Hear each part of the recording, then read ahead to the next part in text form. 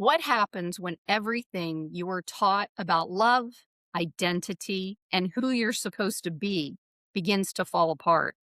For Lewis, becoming a man meant learning to dominate and kill until something within him refused, leading him to walk away from war and question everything he believed.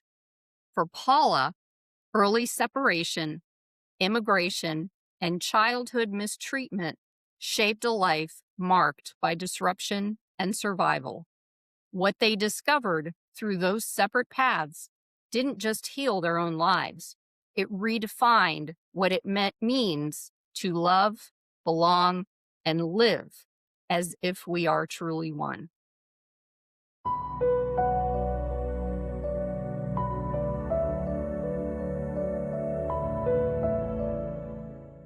Now, before we begin, if you're here because you're seeking truth, understanding, and a deeper relationship with your own life, make sure to subscribe and share this episode with someone who may be in a moment where things feel unsettled inside. Every conversation here is meant to offer perspective, support awareness, and remind you you're not alone. Welcome, Lewis and Paula. Thank you so much for being here. I'm so happy to join you. Thank you very much. And I have to explain something before we get started to the audience. We're having this little thing happen because sometimes you're going to see them mushed together in this really big screen, in a normal size screen. And sometimes you're going to see them like this, trying to make sure that you can see their faces. And that's okay. This is what we're going to work with. Okay. All right. So, Lewis, let's start with you. Can you go a little deeper into what you've lived through and how that experience shaped the work or perspective you bring into the world today? Okay, what I really have to begin with is March 7, 1940, when my mother, fully dilated, went to a hospital. Now, we were growing up in an immigrant neighborhood. I'm a first-generation American. We went to a public hospital. My mother was fully dilated, ready to give birth to me, and since the doctor was not caring for 30 other patients, two nurses took my mother's left leg and crossed it over, and the other nurse took my mother's right leg and crossed it over and told my mother, she told me this later, that I could not come out until the doctor was there. So my understanding was I was in that frame of mind, that frame of consciousness for a number of minutes. And imagine what that does to a baby, because the baby does not understand what's going on outside. It's just the experience that he is having right inside there. So my introduction to the world was that this is not a friendly world. This is Mm-mm. not a caring world. This is a world that will suffocate you. That was the initial imprinting for myself there. And And hold you then, too. Is that the pardon world me? that will hold you back? It's like Yes, keeping forcing you back. Yeah. fast me back. And even in some ways, my loved ones, Mm. my mother too, because the child does not understand everything. It's just the experience there. Now, I'm born in 1940, so already I come into this world, as an evolving being, and that's my first experience. It's 1940. I'm Jewish. My parents are from Eastern Europe, that whole story there. And in Madison Square Garden, 42. the Nazi Bund, I experienced Heil Hitler killed the Jews. So Mm. that reaffirmed to me that this is a very hostile world. This is a world you really got to watch out for. This is a world you got to defend yourself against there, like that. And every night when I was 2.5 years old, I'd go into the kitchen and make certain that the pilot light was turned off. The No. gas, somehow, again, in my consciousness, reinforcing that this world, why am I here? Why did I come into this world there? Then there's World War II, there's the Korean War, uh, there's the Vietnam War, and I'm saying to myself, as a man, this is really an incredible hostile world. We kill each other, and I have to become a real man. I have to become a real man like that. So my junior year of college, City College in New York, I left college, took a leave of absence, and joined the United States Army because I wanted to be a man. And Mhm. that's what I learned. This is what a man is. In my neighborhood, there were gangs all over the place there. The reading media was also men dominate women, da, da, da, da. And while there, I learned this. I'm a very nice guy, basically. I was a kid, 20 years old. I learned I could kill. Mhm. I learned that any person has the God within himself, the godly, and also the monster. And that is something universally we have to work on and individually there. Well, one of the things I started doing is the 1960s. I'm 20 in the 1960s, and I started reading while in the Army A.J. Muste, Thomas Merton, Thich Nhat Hanh, Martin Luther King, Bella Abzug, and I realized, wait a minute now, there's another way to be in this world. There's another way to walk in this world there. So I reflected upon this for a long time, and I decided, well, I am not here to kill. I'm here to love. I'm here to make justice. So I decided to apply, I should say, for release from the United States Army as a conscientious objector. And what that essentially means is that I will not kill on the orders of my government, those who they designate the enemy. And I remember reading uh, a World War One book called All Quiet on the Western Front.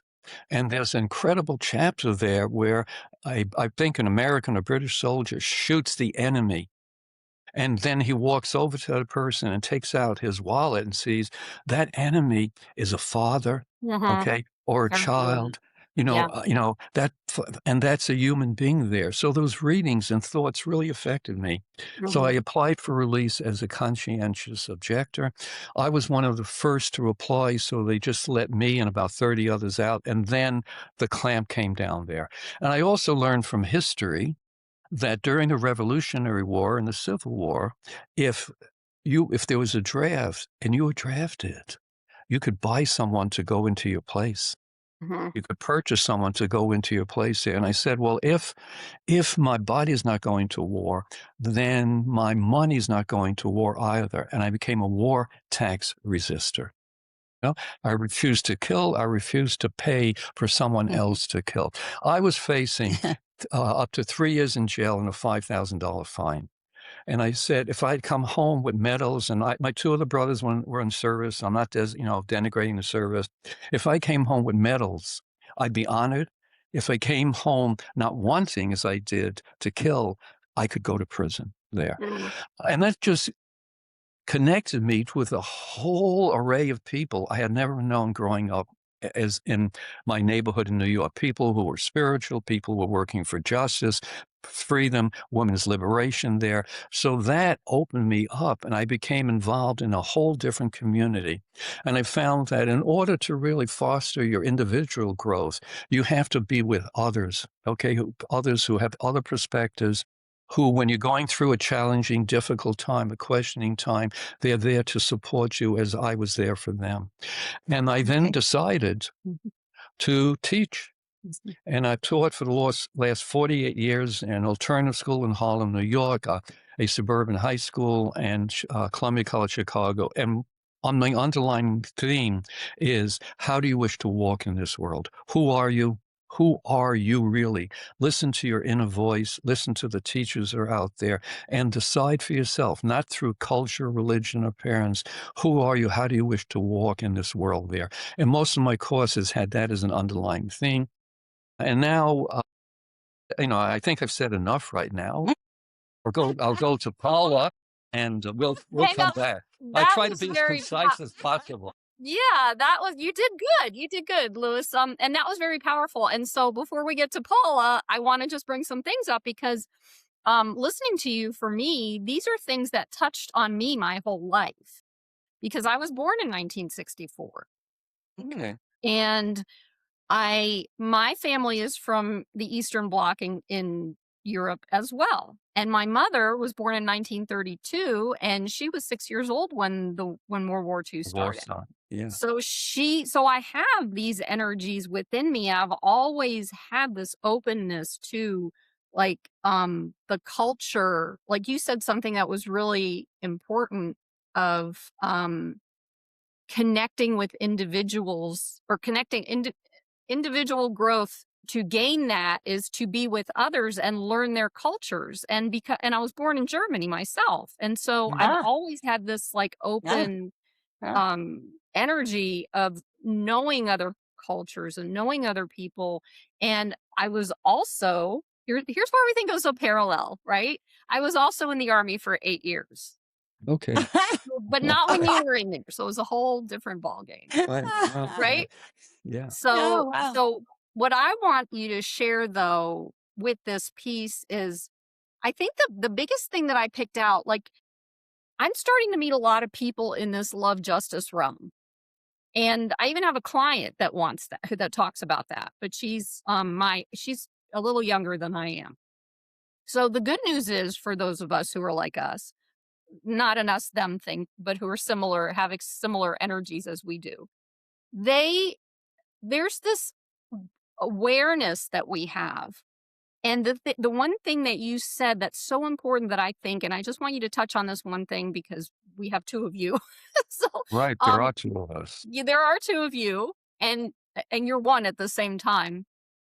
But you mentioned the piece about when you joined the military, you wanted to become or be a real man. This is the programming that was received at that time, that the military is going to make you a real man, you know? And your discovery of the God within and still having the capacity to kill, even though you didn't, it was available in that space at that moment before you decided what you didn't wanna do that, right? Can Yes. you go a little bit deeper into that piece of it? Because you were released as a conscientious objector, and a lot of people don't know or understand what that is because the whole 60s and 70s was this whole time frame of, you know, it opened up the way things are now. You guys are like the beginning of the way of the opening for That's people right. who are coming onto the earth now, and my generation and my children's generation and the generations that are following. You guys are that opening, I feel. And Mhm. so if you could go a little bit deeper into the piece with the God within and the capacity to kill, because we all have that. It's just whether or not we choose to do it. Can you go a little Yeah. deeper? Yeah, I will. Let me just make two other quick comments. First of all, Okay. when I was a child, I had a BB gun, and I took great satisfaction with my peers shooting birds and killing them. Mm, So I started learning, this relationship to others at a very, very young age. right. Okay. Also, one of the discoveries when I met with other people is just not the cultures without. Each of us have a culture within. Yes. When, we called, the person who can kill and the person who can love. Each of those is a culture Mm, within we're all born with that needs to somehow the key to that door opened up. The key to the door opened up there. So I learned, that through, I learned meditate. I learned to meditate. I learned to be quiet. I learned, to be walk in the forest and sit down next to a tree and listen to a tree speak to me. And I realized that there's a part of me that has to be in an environment that's nurturing. Mm. Okay. And I also did that with my classes. Whenever I taught, we started class with going around in a circle, and each student in the class telling the rest of the class something within them that occurred the last week that gave them joy or pain or sorrow there. And then each of us, I shouldn't say as a collective, we would then help each person in the class get in touch with the joy, okay, and release the joy, but also learn to, you're going to be angry. If you're in a relationship with anybody, there's going to be anger, okay? And so when you have that anger, what can you do other than the programming that you've had, which is to mhm, unleash that upon others? So part of the journey, is teaching myself and teaching others. There are ways you can release those violent, whatever we call angry energies in a way that is in many ways healing there. And by demonstrating that, you're also sharing other people because you can't tell a child, we cannot tell our son when he's really pissed off at us, don't be angry. Okay, That's what all we he'll did do. cool. Most of us have I been know. told that. Yeah, yeah, Yeah, yeah. I'm an authority figure. I'm a Right, dominating figure. He would right, then go out to schoolyard and release that anger by hitting someone else there. right. So part of the process, when I say going within, is yourself with your own individual time, but in the presence of others to share your love, okay? Mm, And realize that love is a verb, it's not a noun, okay? And sometimes love needs loving. Love mhm. is in need of loving there. And also that when you have this other within you, and I would say I got in touch not just with my God, but with the goddess. Okay, because I've learned from God and I've learned from the goddess a tremendous amount there. Yeah, And the more I did that and the more I support and I realized the more I practiced that, the more I got in touch with that which is sacred and holy within me. There's a famous saying from Greenpeace, "Don't tell me what you believe. Tell me what you do each day and I'll tell you what you believe." And then we have the Zen practice. You're on the mountain, everything is perfect. The real test of where you are as a being is when you come down from the mountain and you have to change the oil in your car, you have to change your baby's diapers, something like that there. So part of is putting into practice yeah. that belief. Okay. Yes, And in yes. creating an environment, a supportive environment where you can release that, and also learning in a hostile environment how to walk in that without it easily turning you into, we have met the enemy and he is us. Okay. Pa- Absolutely. Paula, No, no, I think you should keep going. that's it.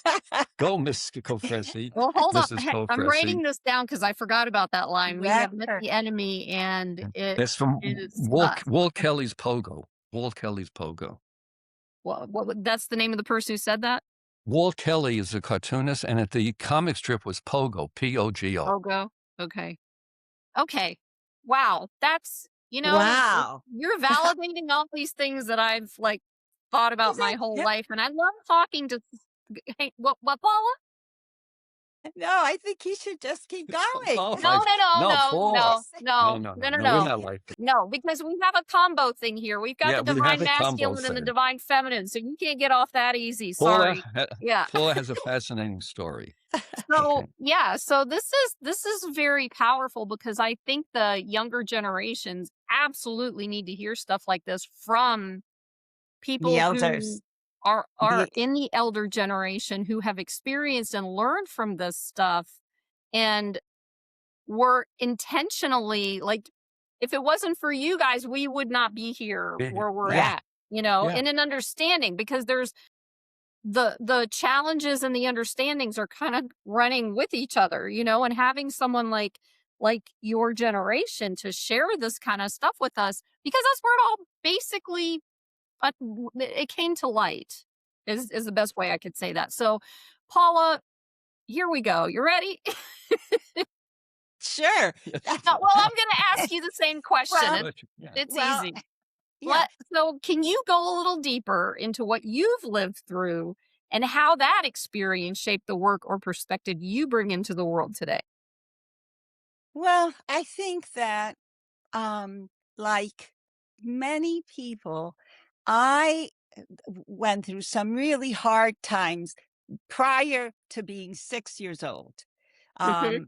Um, my parents divorced. We left Puerto Rico. My father went bankrupt. My parents divorced. My mother left the island.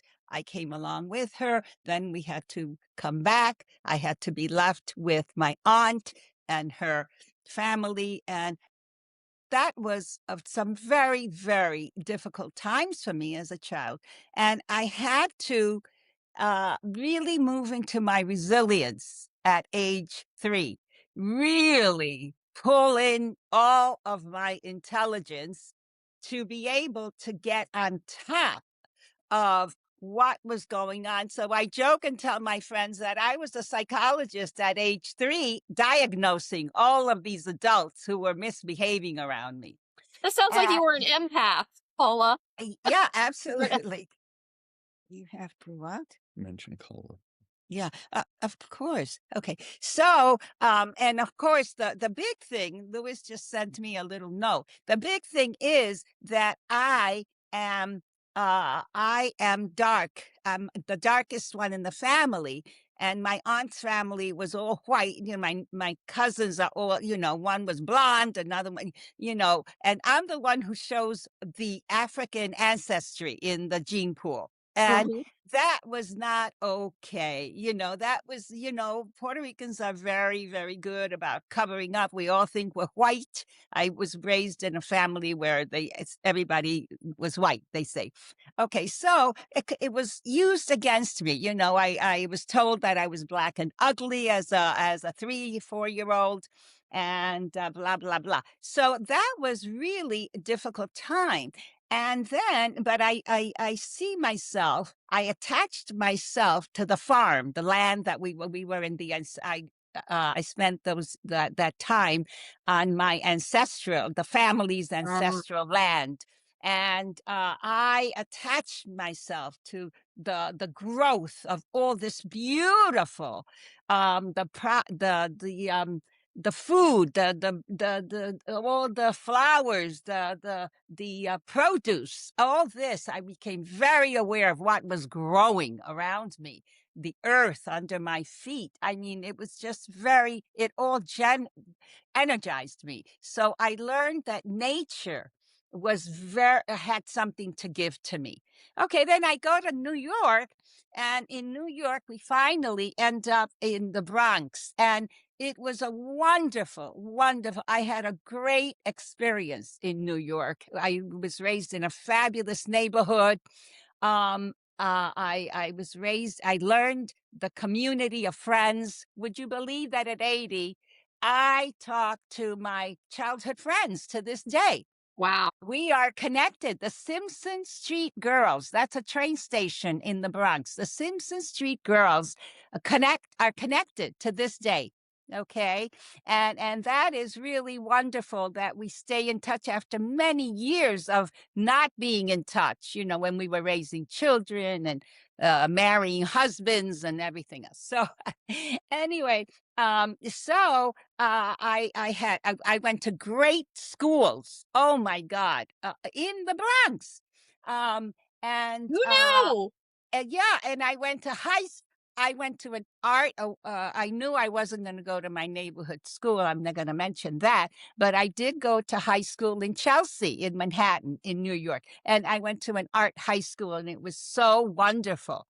And discovering the village, and all the stuff there, and then I was yanked out of New York. My family moved back to Puerto Rico, and they refused to let me go to New York University and live in a dorm. They didn't Mm. want me alone in the city unchaperoned. So I had to go back to Puerto Rico. I thought it was going to be the end of my life, but it ended up being a wonderful experience there at Inter-American University. That was at the time international. We had students from all over the world, and we had an American dean whose vision was to turn the university into an international university. It didn't happen. Mm. Anyway, so what else? So that's luckily I have all these stories inside all this,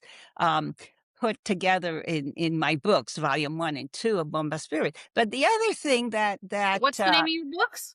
the name of my books is called Bomba Spirit, and Bomba. Bomba Spirit, and Okay. Bomba is a dance form created by the enslaved Puerto Ricans on the island. Mm. And it's a dance form, and it's dancing with the drumming, and it's very staccato kind of movements with your skirt moving around, Like and your Native voice. American, like Native American drum dancing. Yeah, yeah. Yes, Mhm. exactly. The full title is not just Bumpus. Yes, it's Bomba Spirit, Life Journeys of a Brown Island Girl. Because even when we went back to Puerto Rico, the university that I went to, all the fraternities and sororities were all white Puerto Ricans.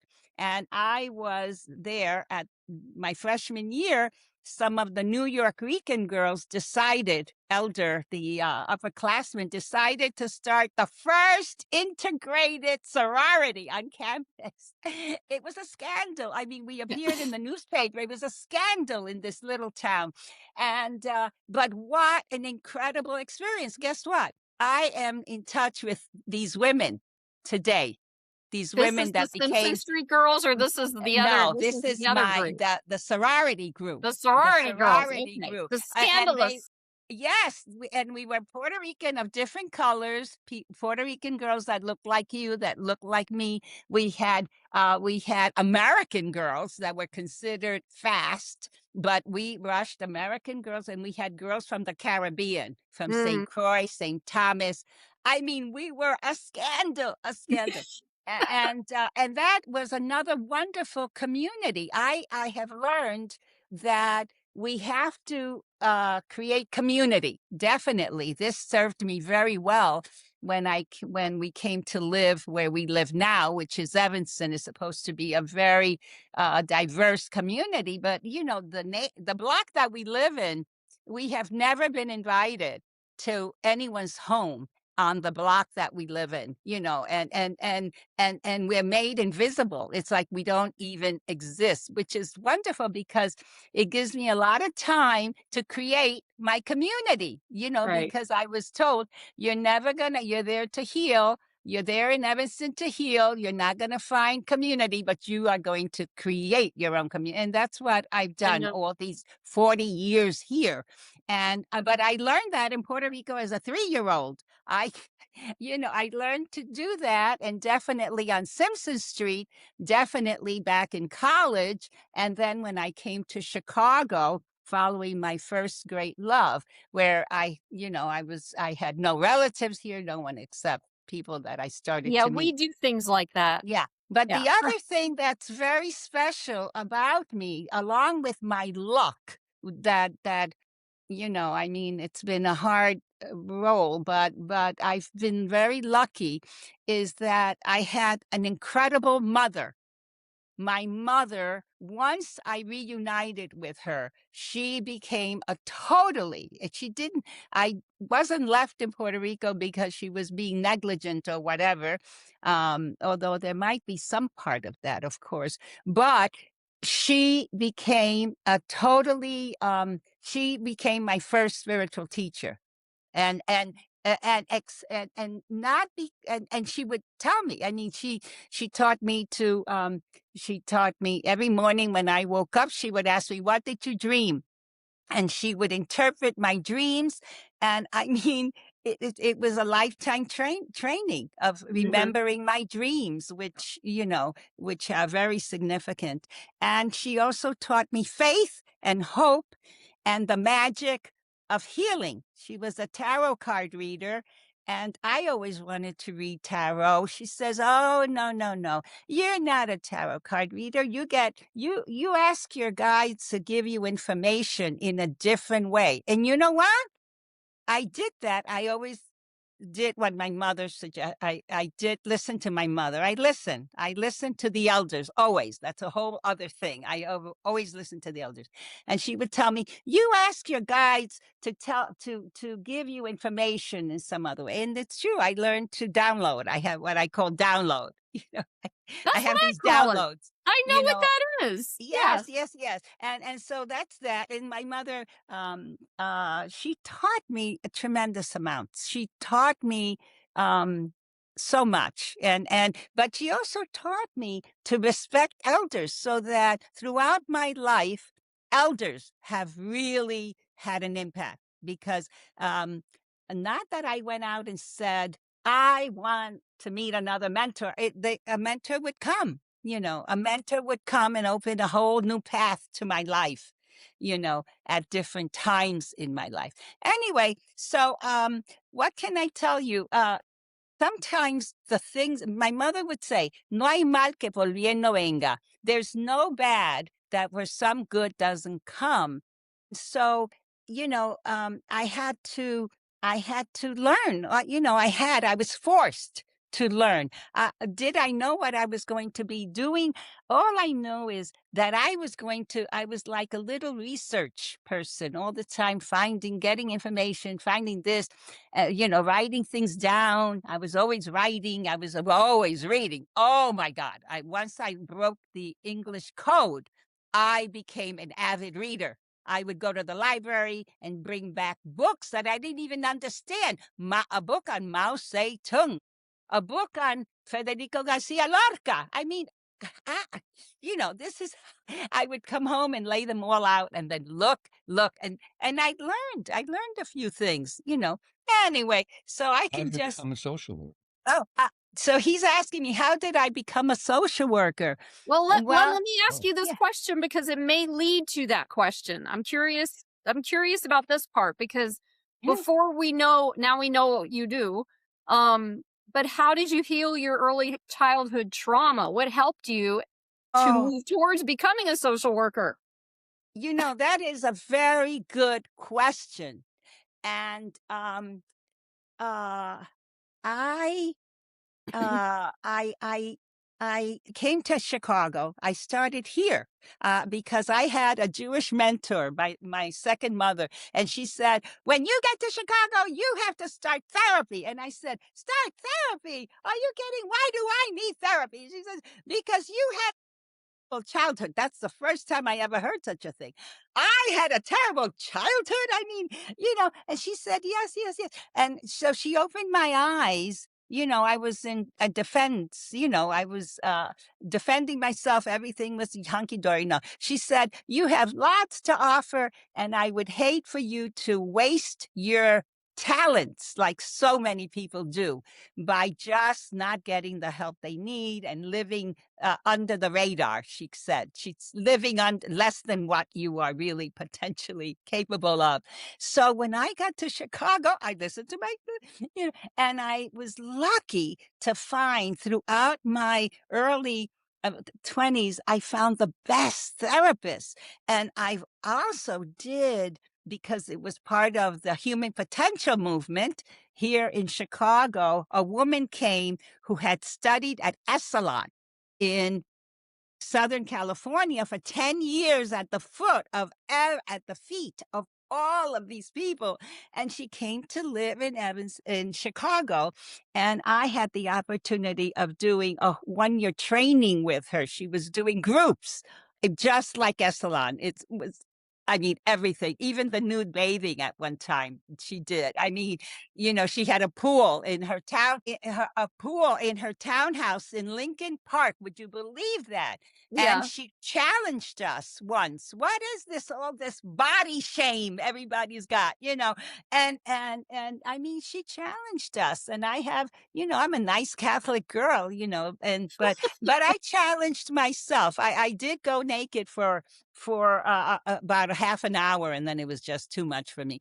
So I had to go put my but it was a great experience in that I realized how much of, you know, how much, I mean, we were never, I mean, I grew up in a family where we never talked about sex. We never saw anybody's private parts. I mean, nude, none of that. No, that didn't go. And it's cultural. We have a Mhm. lot of that in the culture. So what can I tell you? I started, and I did everything. In my book, I talk about all the crazy therapy I did, which was great because it was non-conventional. Yeah. I mean, I even did where I learned from a wonderful woman here, Jane Elliott, now gone, but she had clients till 95. She was she did reparenting. Now she's the Mhm. only one that did reparenting. There was no one else around. She and her husband learned to do reparenting out of, Let me stop you there for a second because I don't know if everybody who's listening or watching knows what yeah, reparenting is. I yeah, do, but I'd like yeah. for you to, or you know what? I want you to get into the social work piece real quick because then I've Okay. got some other Okay. questions I So want to ask. so But hang on just one second. So reparenting, I'm going to go ahead and reparenting is basically and you can tell me if I'm or adjust it a little, whatever. For my experience, uh, we hear voices in our heads of our parents of how they talked to us when we were children, and we create this identity based off of those voices. And then we get to a point where all we hear is you're not good enough, you're this, whatever. And so mom treated me this terrible way, and dad treated me this terrible way, and whatever. And then you get to a point where people start telling you this isn't what's happening here. And the reparenting piece was like, for me, I got to say things to myself, to my little girl, my inner self, that I wish that my mother and my father would say to me, and how they would normally say it versus how they did say it, and how I held it in my nervous system and in my thoughts and all that kind of stuff. So the reparenting piece was like, instead of mom saying, "Go clean the kitty litter out of the bathtub. You're bad for not or whatever." I'm like, it wasn't your job. You were only 5 years old. It's okay. That's the kind of reparenting, correct? Caroline.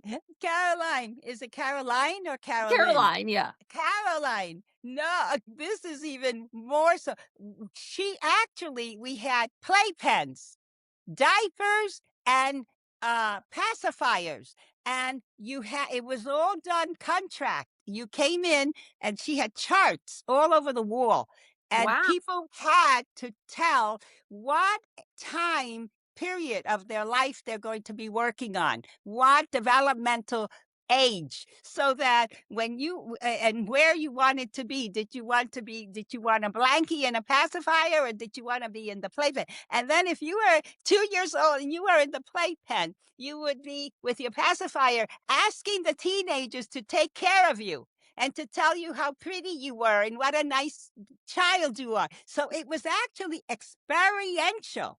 It Just wasn't the experiential Totally. reparenting. Yep. Totally. And it was just now when you talk about this, and I do mention this in my book, when you say this kind of stuff, most adults think you're crazy. Oh my God, how can you have done that? How could you have done such a thing? It was the best work I've ever done. It Yeah, was yeah, the yeah. best. It was so deep. 100%. Yeah. Yes. All And right. so fun. It was like it was Well, play yeah. acting. Looking back, it's fun. When you're right in the middle of it, it's not so fun. Thank you for sharing that, Paula. I appreciate that. Yeah. I had similar instances with the experiential piece for sure, but I kind of created some of that on my own and some of it I got from outside of. Wonderful. Wonderful. It's a question because it's been poking into my head, because we are, I called you a hippie earlier, so I'm going to ask you this That's question. okay. I am. I So, was an am. I think in- we are. yeah, I think so too, but I think I am too. What? Yeah. So, Mm. Louis, Yeah. how is your emergence into a life of higher consciousness reflected in your teaching career? Because I know that was important to you and you've done it for a very long time, and in your personal life. And how can anyone begin planning when they feel like they're at rock bottom? Uh, the way, in terms of my teaching, I taught the student, not the subject matter. Mm-hmm. The focus was on not at the end of the semester that the student could recite this fact or that, but how did what we focus on allow you as a human being to reflect upon your life, the course of your life, and the opportunities to go in this direction or the other direction there. I said that no matter where I taught, we always began class, as I said before, in a circle. So everyone shared something about what was going on there in their life there. And after just 3 or 4 weeks there, we were a class, we were a small family. Okay, we were a small family. People exchanged phone numbers with each other in terms of they needed help and so on and so forth there. People talked about everything. They talked about their problems with their boyfriends or problems with their parents, or they would say, I remember this one young lady said in class, My boyfriend and I made love the first time last night, and it was so much fun. I never knew that human bodies could produce so much fun, because I'd always associate the body with pain. And I think I want to stay with that for a moment, that one of the things that Paula had brought to the table is the journey to the higher self can certainly be painful, challenging, but it also can be through pleasure and enjoyment and joy. Okay, that it doesn't have to be self-denial there. It can be the expression of the self there. And in class, and realize my wife's Catholic, so in class, I would ask students in my peace studies class, because I taught courses in peace studies, courses in death and dying, courses in life arts, courses in experiential psychology. But one of the assignments I would give in my class, for example, when we're talking about spirituality, and what is your role model? What are you looking for? I would ask a student in the class to go up to the blackboard and draw a picture of Jesus, of Jesus Christ, on the blackboard during the time, he was being crucified. And then I would ask students to go back when you were a child, and when you saw that for the first time, what did that bring forth within you in terms of what is this thing called spiritual? How do you get there? And then I would ask the students in my class, would someone go up to the blackboard and draw Mary giving birth? No one would do that. No one would do that. Eyebrows go up, right? I had a feeling. I know. Okay, they wouldn't do that. Yeah. And then finally, one brave soul would go up and draw Mary giving birth. And I said, full frontal views, just like Jesus there. And then he would look up and say, look, I just did a really, really brave thing. And I would ask the students, why is we so comfortable with that first image? And why is the image of regeneration, of birth, make us so uncomfortable there? And if you had a choice, which path would you want to walk on? Or perhaps you want to walk on both paths, but realize there is the path of giving, sharing, and not the crusades. We're not here to convert other people through force and violence here. You can make people open themselves through love and justice and compassion there.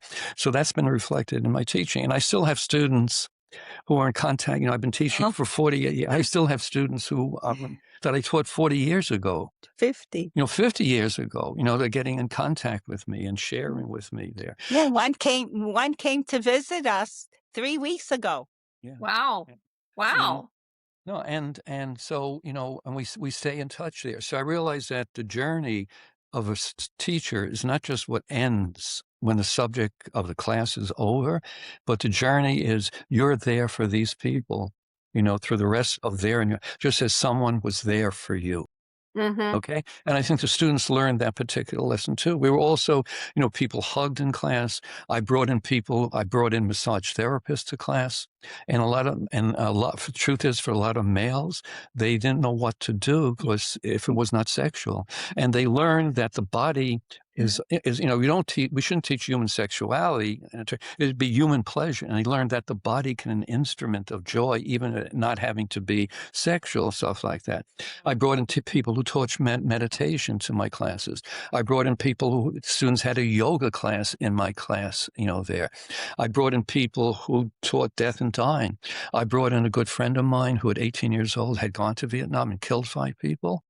And he came back and talked about the journey, his healing journey through, the mass murder and how others could not do there. So I also brought people in terms of what's going on beyond the classroom, and realize that the subject matter does not end at 3:30 or 2:30.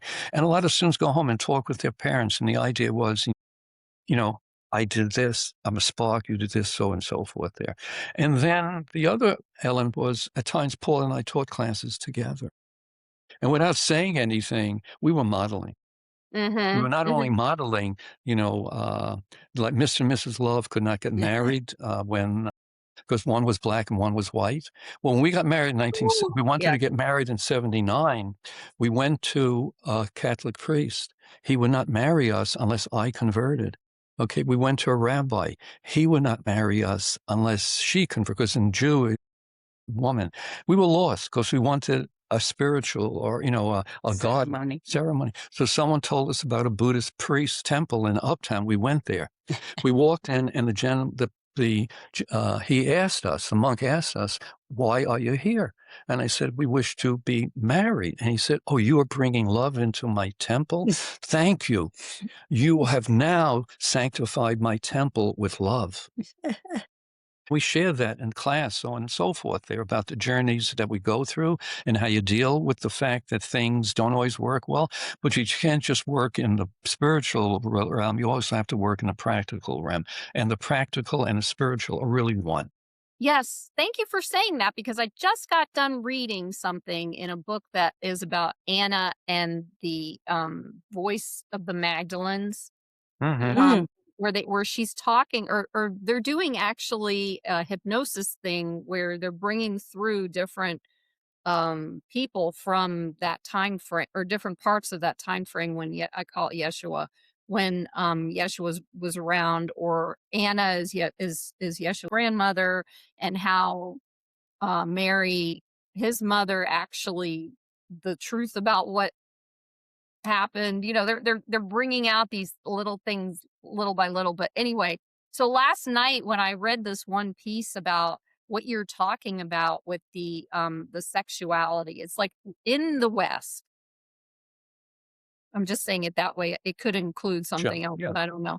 Of course. In the West, we're programmed.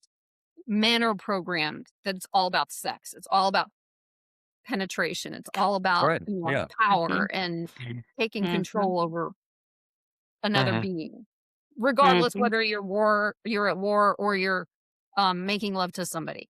Yeah. When I read what they were talking about in this book, it was actually part of the process of connecting ourselves above and below through the channel of the I don't know what the word is, I don't remember, but it's like the channel, the sexual channel, because The sexuality is also chakra.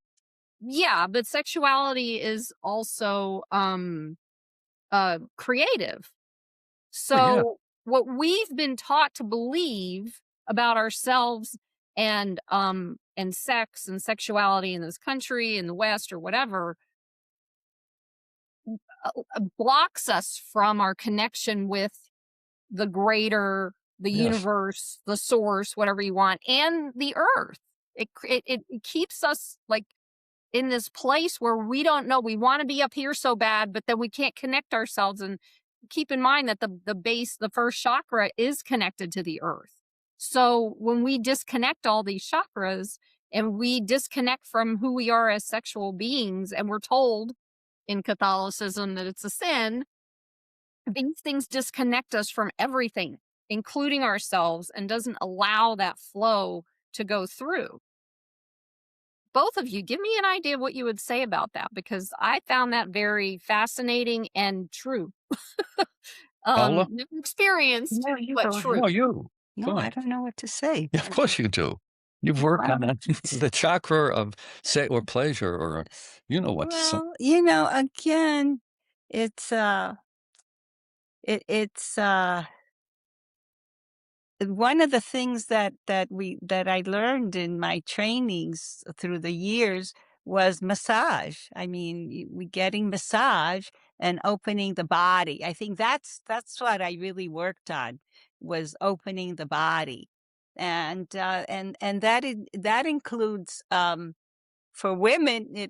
I mean, I was of the generation where the women everywhere were trying to figure out, how to get pleasure out of their bodies, because they would learn that the man gets on top of you, he puts his penis in you, and then and all these poor women, this last generation before us, they were really, it was very sad, because I'm sure that some women were having a good time, because I think what I have suddenly realized is, I think I'm going to say some things that are kind of really have never really said before on record, but I believe that some women's clitorises are low enough so that if a man is on top of them, they can reach orgasm by the man but most women's clitorises are higher up.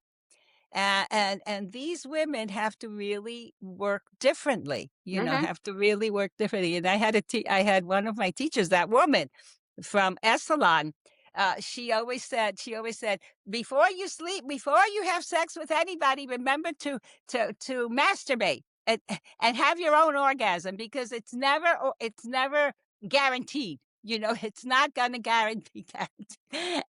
I remember the first time I heard that, I thought it was crazy, and now it makes total sense. Now I say this to younger women, or women who are frustrated because their husbands aren't performing the way they should. Poor men.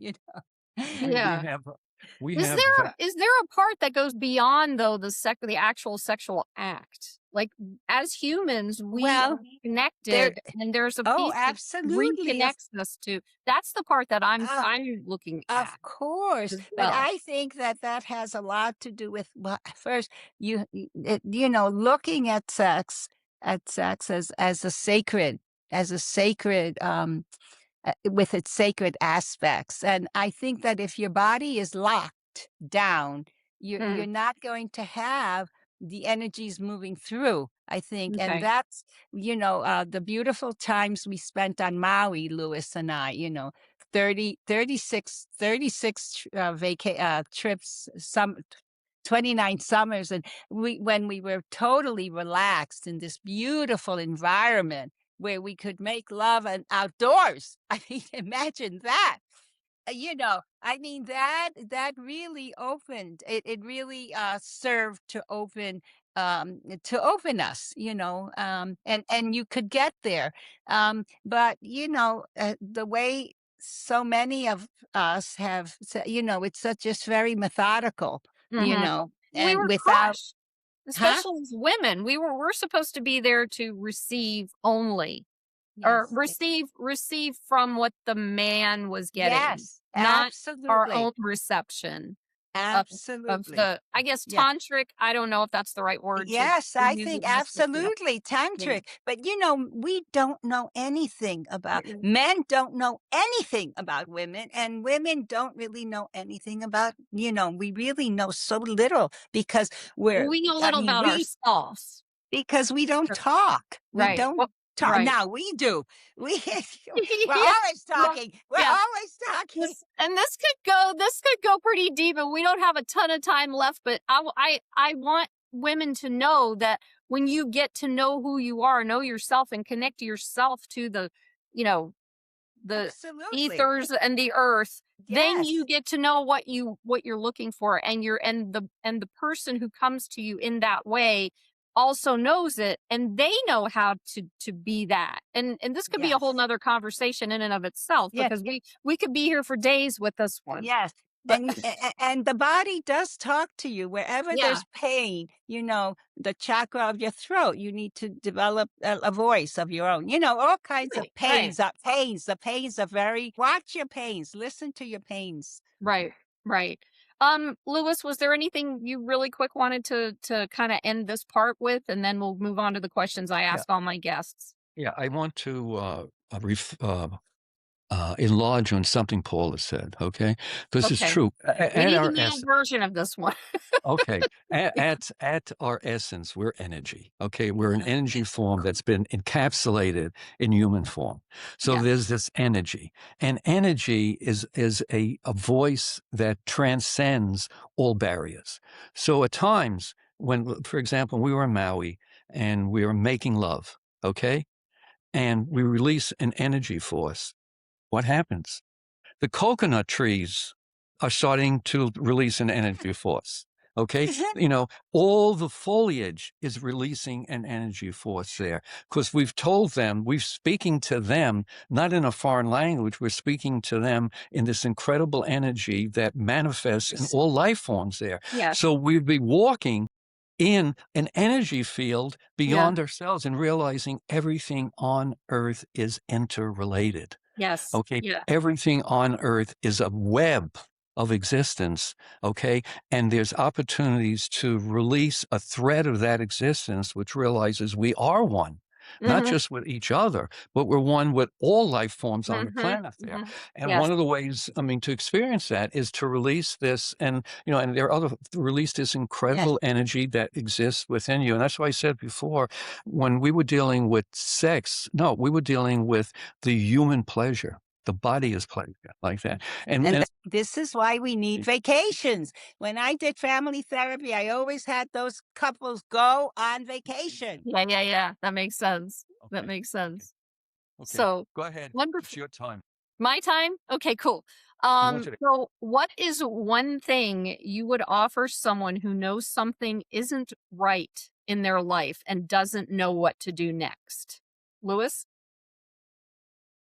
Be honest with yourself, what the causes are of what's going on, what is your contribution, what's the external contribution, and then go talk to someone who's caring, receptive, and wise and knowledgeable, and share that with that person, and have that person not give you an answer, but provide to you guides into Mhm. dealing with what's going on in your life that doesn't cause you to feel even worse and adding to what's already going on in your life in a way that is not really productive for you. Right. You have to find a supportive environment, not as somebody telling you what to do, basically. Right. And Paula, yeah. yourself as the supportive environment. Oh, of I know course. people who just put themselves down again and again and again Yeah. and again. So you have to create that you who's also supportive of that particular journey. Ms. Yes. Kofresi. Find ways to quiet down and meditate. Mhm. Find ways to quiet down, like learn some EMDR and, quiet your body, quiet your mind. Perfect. Thank you. Thank you both. Okay. Paula, we're going to start with you. This is like a game show. Um, Oh, okay. how do you define awakening? Boy, awakening. Well, there's different ways of looking at it. I mean, awakening in one's life as a cycle, awakening on the moment. Sometimes I think that it has to do with just listening to your mind, watching your thinking, watching your mind and what comes forth. There's an inner hearing your inner voice. Mm, Our brain is talking to us all the time. If you just quiet down, yes. listen, and listen, what is it that I heard? What is it you'd be amazed what can come through your mind. I mean, I'm amazed. It's happening I, to me all the yeah. time now. Yep. Lewis? Uh, Awakening is seeing that which is already exists in another light. Okay. Yeah, But I like that. a lot of times that's scary Mm, because there's Wilhelm Reich, a famous psychiatrist, had in one of his books, Listen, Little Man, there's an illustration in the back of the book. Okay. And the illustration is it could be a man or a woman. And that person has a ball and chain around his leg and it's chained to the wall. And he looks back and he sees the link has been broken. He now can be free. And what are the words coming out of his mouth? Oops, Oops. oops. I don't know what to do now. mhm, Okay, mhm. I don't know. So you need Mm, to create some mm, support system. So when an awakening occurs, mhm, it can be scary. I don't have to be like this. mhm. I can talk to my wife about stuff that's not going well without forcing my will on her or something like that. That there is a part of you that is open to awakening because a lot of times it's real scary. Freedom is Mhm. very scary. Mm, You mm, can be free. A mm, lot of people don't mhm. want to be free for a variety of reasons. Paul, you know their territory and you don't know that. I would see awakening is preparatory work is learning what it means to you Courage. to be free, Yeah. to be Mm, open. Otherwise, you can bring flowers and a person will see the flowers as a threat mhm. because you're asking that person, the person to change. So we need to have courage. Yeah. Courage. Yes. All It's right. scary. I'm gonna go there. It's scary. I'm gonna go I there. know. Yeah. I know. And All if you right, can't Lewis. and if you can't I'm sorry, and if you can't Mhm. supply that on your own, bring your child to an environment where freedom is accepted. Because sometimes even parents are scared of the freedom. Okay. Yes. And I'm just going to throw this in real quick because I've seen this on tests with animals or dogs or whatever. You can train a dog to be in a cage. And then when you open the door to the cage, it won't leave. And we do that. We're mammals. So we do the exact same thing. And I've had doors open I'm obviously I'm getting better at this point, but I've had doors open my entire life and I'm just sitting there going, no, Right. no, and now it's like, okay, here we go. You got to try. You got to at least, I have a phrase that I've used. It's like a mantra that I've used for probably the last 8 years. Be willing, be courageous, be free. But I did learn something a couple of years ago where you always have a choice. You get to make the decision and the choice to be willing, to be courageous, to be free. It's like our whole everything about us works Yeah. within that mantra, That framework. So, all right, Lewis, ready? Okay. What do you believe? What do you believe soul divinity is? Soul divinity is. Souls come here to experience the divine. That souls are not perfective forms. They're not at the end of the journey. That there's a journey of, that which we call soul beyond this earthly existence, and there's stuff to learn out there. Okay? There's also stuff to learn here. And souls come here to experience the joys and challenges of being an embodied being there. So, I think that's all I want to say. Paula. Hey, beautiful. Paula. Paula, your turn. Say the question again. What do you believe soul divinity is? Oh, it reminds me of when I feel divine, and that's when I light a candle, when I meditate, when I quiet down in nature, when I observe trees or animals or the weather outside, the beauty of nature, I feel very divine. I feel very close to something special, something magical, something beyond. When I stop and just observe and take it in. Yeah. Take in the beauty and yeah. Yeah. I love that's beautiful. Thank you. Did you Okay. you wanted to add something, Lewis? Yeah. Um, Lewis always has something else to say. I'm from New That's York. I'm not okay. sure how's that. He's a uh, teacher. What do you expect? one of the in terms of soul, for lots of people, they're looking to become souls. Okay, get beyond this earthly existence. Mhm. And if you have that framework, then Earth, Mother Earth, is a way station to something better. Okay. And if Earth is a way station to something better, you're not going to create an Earth that is really welcoming for souls. Okay. Or just human beings there. So we got to be careful and not saying, goal, the end journey is to go there because, wherever you are, there's heaven and holy. One of the things I've taught our students, certainly like students we brought up to our farm, there's no church here, there's no temple here, but realize that the souls of the holy are not encrusted in some physical form. Wherever there is the life forms, the energy, the beauty, the joy, that is holy. And your thing is not to go to church on Sunday or synagogue and mass on Saturday or Friday, but to take that experience and realize once you're out there, look at a flower, look at another person, and look at a butterfly, and you're in the presence of the holy. And so the earth becomes as valuable as the soul journey. Okay? The soul journey. Because a lot of times we see this earth, as I said, as something less than that. All right, I've got to say something. Of course. With what Lewis just said and the way you were looking at him, I don't know what was going through your mind when you were looking at him, of course. However, what I was watching you do was your soul divinity while you were looking at him while he was talking. That to me is what soul divinity is. Just saying. No, Okay, you're thank fine. you. Thank you both for that. All right. Now, this one's easy, and I don't know if you want to do it separately or together or how. So we'll start with Paula. Um, how can people get in touch with you if they want to learn more about what you do? Well, I have an email and I have a telephone Nope, and no telephones on here. yeah, okay, an email Okay. and what You else? have a website. And You I have a have a website. website and I What's your have website? mm, what is it?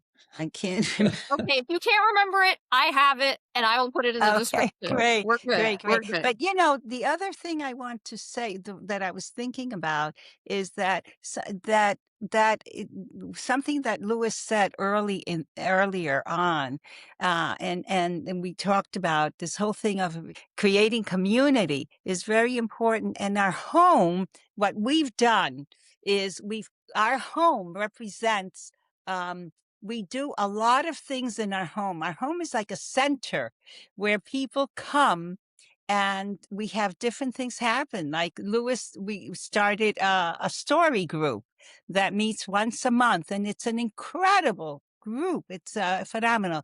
I have people come like to do I have groups where people come to do soul readings, people, or past life readings, or tarot card readings, and we serve as a center where Mm, people can come to have lunch and also share in widening their perspective, yeah. their interests of Yeah, things. I totally get that. I've had friends that have done that before in Pennsylvania. So in on that, Lewis, you could probably eh, is this on your website or no? So how would people get in contact with you, or is it local, and where would that local be? How can people find that?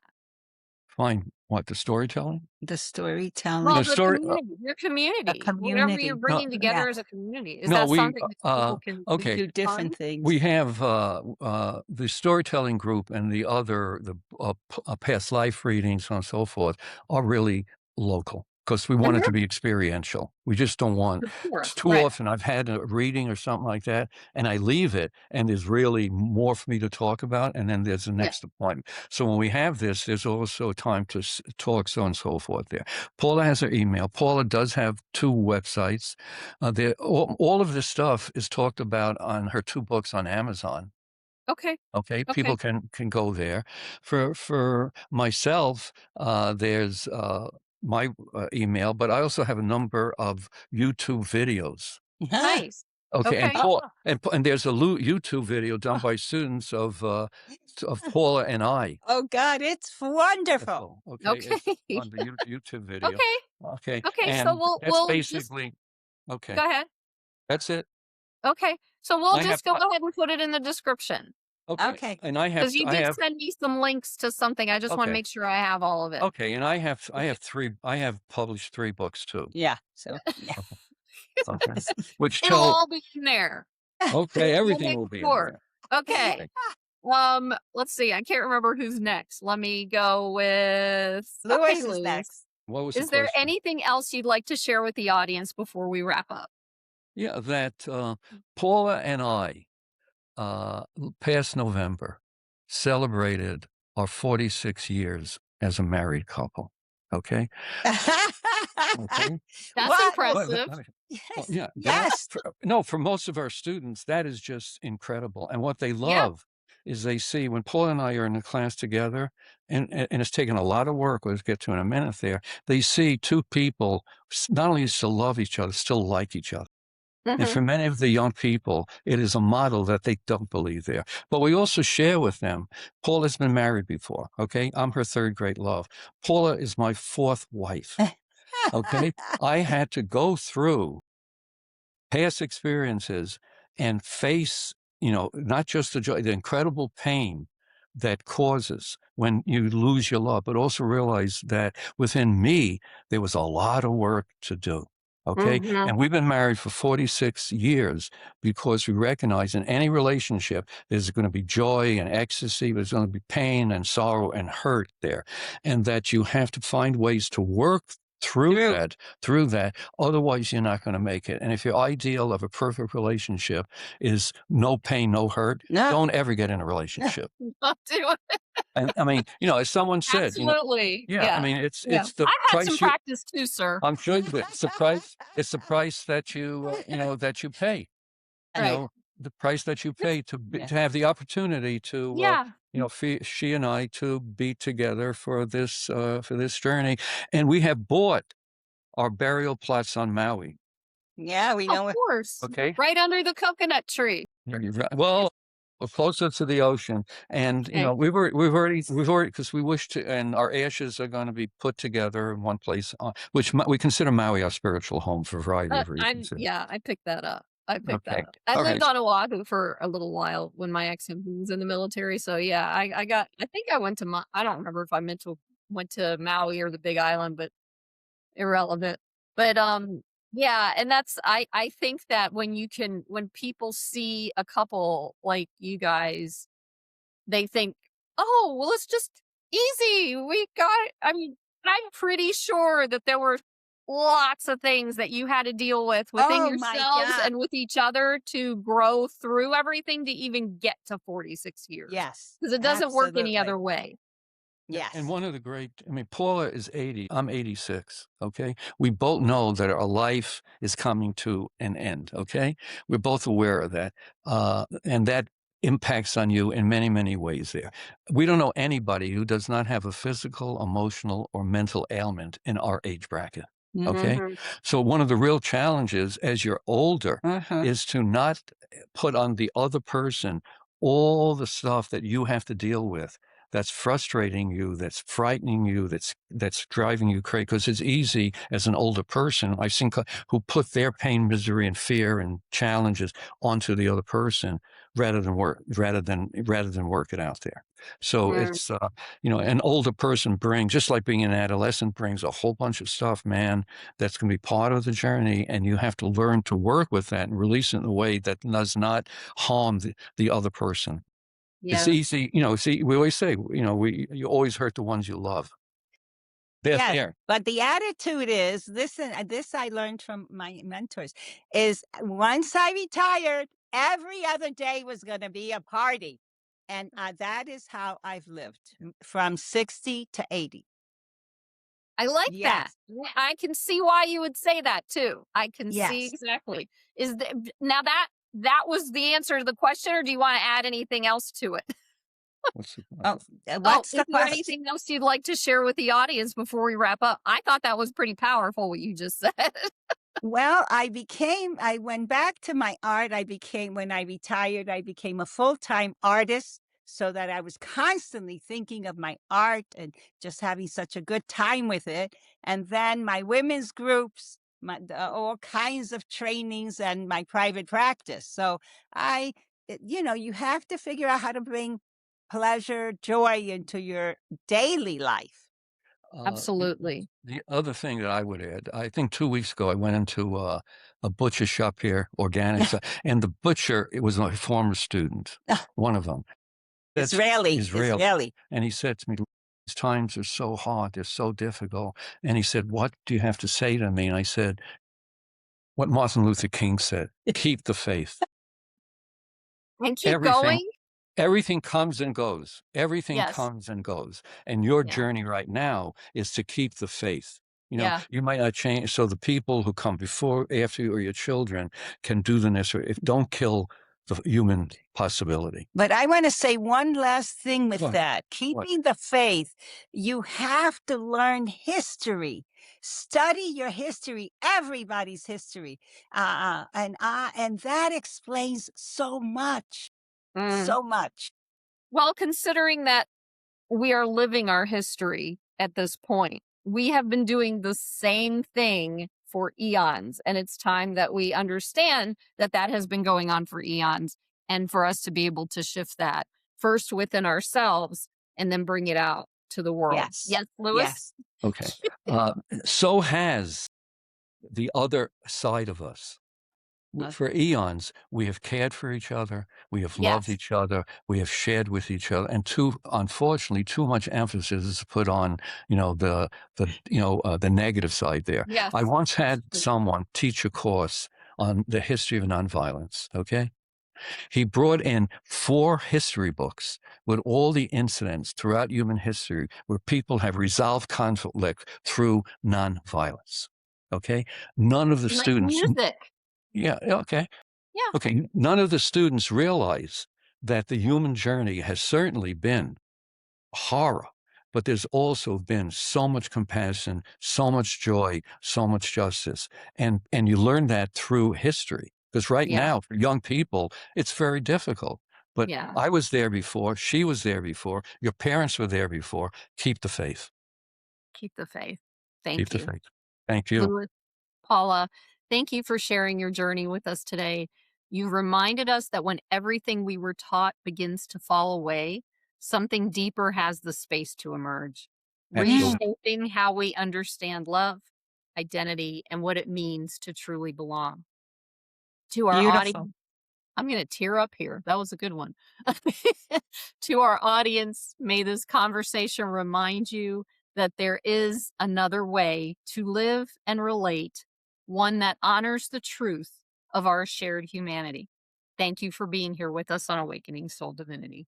Thank you. Thank you, Caroline, for doing your work. Thank you for being here.